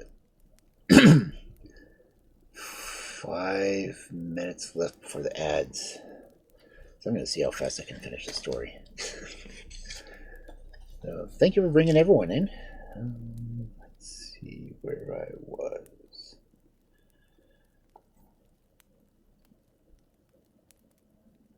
Okay, there it is. How can I find the words to refuse? Cried he. Yet how can we do what you ask? Consider that, like yours, our bodies are heavy and our feet are small. Therefore, how could we walk with you over the mountain and deserts till we reach a land where the sun's rays no longer burn? Why, before the day was out, we should all be dead of fatigue and hunger. No, our only hope is in our wings. But alas, you cannot fly. No, I cannot fly, of course, answered the turtle with a sigh. But you are so clever and have seen so much of the world. Surely you can think of some plan. And he fixed his eyes eagerly on them. Now when the ducks saw how ardently the turtle wished to accompany them, their hearts were touched, and making a sign to their friend that they wished to be alone, they swam out into the lake to consult each other. Though he could not hear what they said, the turtle could watch, and the half an hour of their talk lasted and felt like him, like 100 years. At length he beheld them returning side by side, and so great his anxiety and the fate was almost he died from excitement before they reached him. We have found a plan that may do for you, said the big duck gravely, but we must warn you that it is not without great danger, especially if you are not careful to follow our directions. How is it possible that I should not follow your directions when my life and happiness are at stake? Said the turtle joyfully. Tell me what they are, and I will promise to obey them gratefully. Well then, answered the duck, whilst we are carrying you through the air in the manner which we had fixed upon, you must remain as quiet as if you are dead. However high above the earth you may find yourself, you must not feel afraid, nor move your feet, nor open your mouth. No matter what you see or hear, it is absolutely needful for you to be perfectly still, or I cannot answer for the consequences. I will be absolutely obedient, answered the turtle. Not only on this occasion, but during all my life. And once more I promise faithfully not to move head nor foot, to fear nothing, and never to speak a word during the whole journey. This being settled, the ducks swam about until they found, floating in the lake, a good stout stick. They tied to their necks with some tough water lily roots, and returned as quickly as they could to the turtle. Now, Said the elderly duck, pushing the stick gently towards his friend, take this stick firmly in your mouth, and do not let go till we have set you down on earth again. The turtle did as he was told, and the ducks in their turn seized the stick by the two ends and spread their wings and mounted swiftly into the air, the turtle hanging between them. For a while all went well. They swept across valleys, over great mountains, over ruined cities, but no lake was to be seen anywhere. Still, the turtle had faith in his friends, and held bravely onto the stick. At length they saw in the distance a small village, and very soon they were passing over the roofs of the houses, and people were so astonished at the strange sight that they all, men, women, and children, ran out to see it. They cried to each other, Look, behold, a miracle! 2 ducks supporting a turtle! Was ever such a thing known before? Indeed, so great was the surprise that the men left their plowing and the women their weaving in order to add their voices to the friends. The ducks flew steadily on, heeding nothing of the commotion below, but not so the turtle. At first he kept his silence, as he was being bidden to do, but at length the clamor below became too much for him, and he began to think of everyone was envying him the power of traveling through the air. In an evil moment he forgot his promises he had made solemnly, and opened his mouth to reply. But before he could utter a word, he was rushing so swiftly through the air that he quickly became unconscious, and in this state was dashed to pieces against the side of a house. Then the ducks let him fall after the stick, and held up their friend, which was no further use. Sadly they looked at each other and shook their heads. We feared it wouldn't so, they said, yet perhaps he was right at all. Certainly his death was better than the one that waited for him.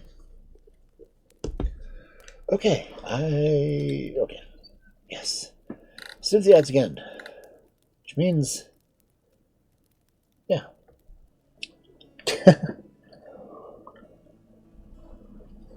You really gotta worry about ducks flying around a turtle. Or at least a turtle flying. Especially when it doesn't want to be able to speak. Anyway, let's see who is on that we can pass the love on to. Do I see any readers?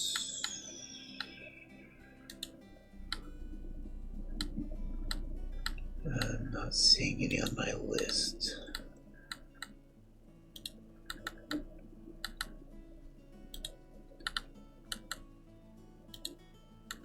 think that's the only downside about streaming so late, is that there's not any other readers on when I'm finishing. But again, thank you all for coming in. Thank you for lurking, listening, and Listening to me do weird voices for different characters. Because I honestly enjoy doing it. but there's a raid messenger for subs. There's a raid message for followers. I will be back to gaming on Monday, doing more Baldur's Gate 3 with crowd control. And Tuesday, hopefully things will be working in Cyberpunk. But until then, I hope you all have a wonderful night. Some sweet dreams.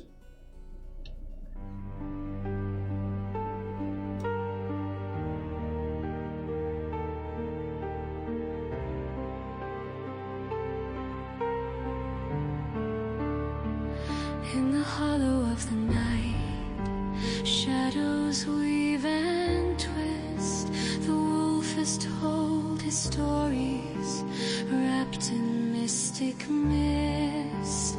Lurking in the silence where the echoes softly play, the echoes of forgotten tales dimming as they sway. The hours drip like candle wax, slowly melting gold. Lands of frost and twilight, secrets yet untold. The forest breathes a shiver, its ancient heartbeats thrum. Underneath the silver glow, the wild whispers come. Time to close the book, let the pages fall. You've roamed the winding paths, now heed the twilight.